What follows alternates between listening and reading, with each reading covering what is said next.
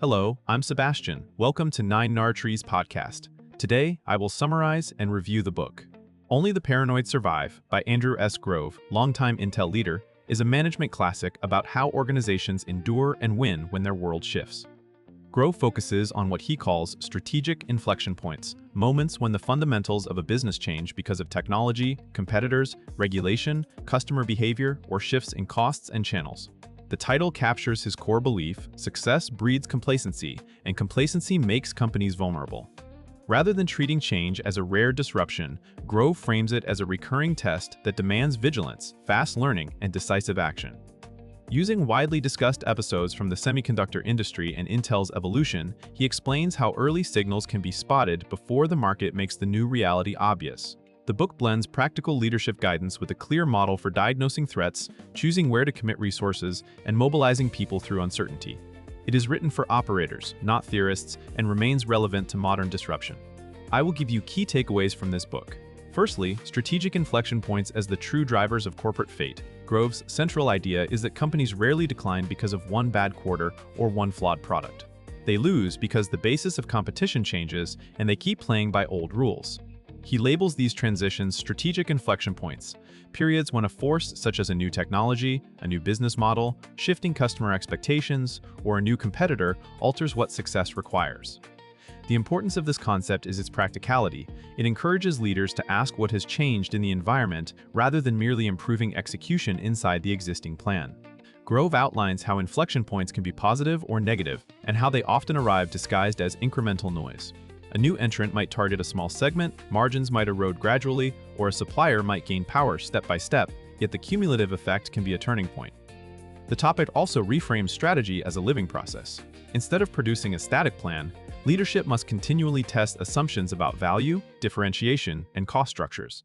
The goal is to recognize when optimization is no longer enough and when reinvention is required. Secondly, detecting weak signals before the market makes the shift undeniable. A major challenge in any inflection point is timing. Move too early and you may waste resources, confuse the organization, or abandon profitable assets prematurely. Move too late and the window closes. Grove emphasizes scanning for weak signals, the small, early indicators that conditions are changing. These signals can show up in customer conversations, changes in sales cycles, pricing pressure, churn, new patterns of usage, or the types of questions prospects ask. They can also come from competitors hiring in new areas, partners shifting alliances, or emerging standards and platforms. Grove encourages leaders to build multiple listening posts, frontline sales and support, technical communities, distribution partners, and even critics who see problems sooner. He also stresses interpretation. Data rarely announces a turning point on its own, so managers must create forums where anomalies are discussed openly and compared across functions.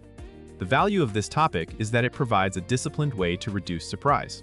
You may not predict the future perfectly, but you can notice when your old model is starting to fail and begin experimenting while you still have options. Thirdly, making the hard choice to pivot and committing to a new direction.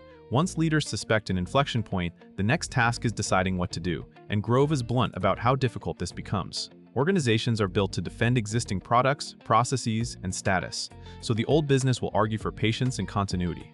Grove's guidance is to treat the decision as a strategic commitment rather than a minor adjustment. A pivot may require redefining what the company sells, which customers matter most, and how success is measured. This often means reallocating talent and capital away from familiar winners toward uncertain bets. Grove highlights the importance of confronting sunk costs.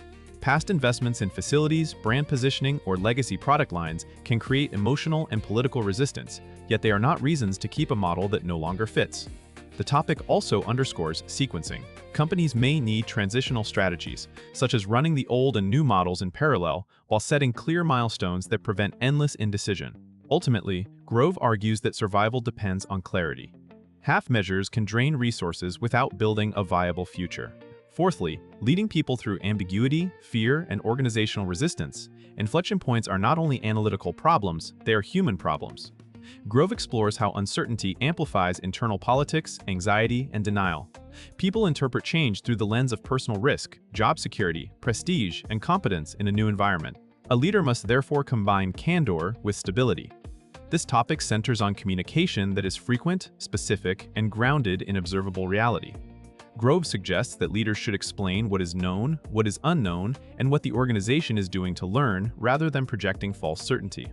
He also recognizes that debate is essential, but it must be structured so that dissent surfaces information instead of becoming sabotage. Decision-making should be firm once a direction is chosen, because lingering ambiguity exhausts teams.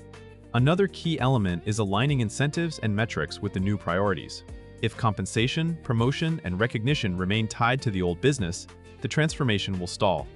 Grove's broader point is that culture can be an early warning system or a barrier. Companies that reward truth-telling and adaptability detect shifts sooner and respond faster. Lastly, building a durable paranoia, systems that keep the company adaptive. The title's paranoia is not about panic, it is about sustained alertness. Grove argues that lasting winners institutionalize the habits that help them notice and respond to change repeatedly. This topic focuses on creating mechanisms that keep strategy connected to reality. Examples include regular competitive reviews, customer feedback loops that reach senior leadership, and cross-functional meetings where anomalies are investigated rather than explained away. Grove also points toward experimentation as a hedge against uncertainty. When signals are mixed, running small, fast tests can reveal where demand and economics are moving without betting the company immediately. Another element is talent development. An adaptive company invests in people who can learn new domains, collaborate across boundaries, and challenge assumptions. Finally, Grove frames paranoia as humility.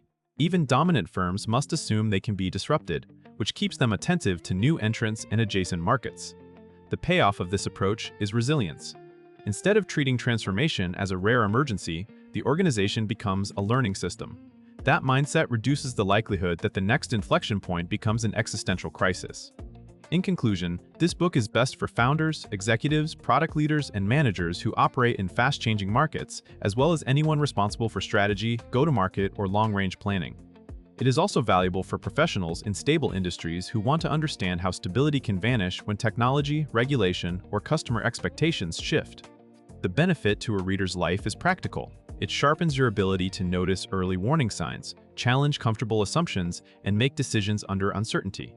Those skills translate beyond business into career planning, where industry inflection points can redefine which skills and roles stay valuable.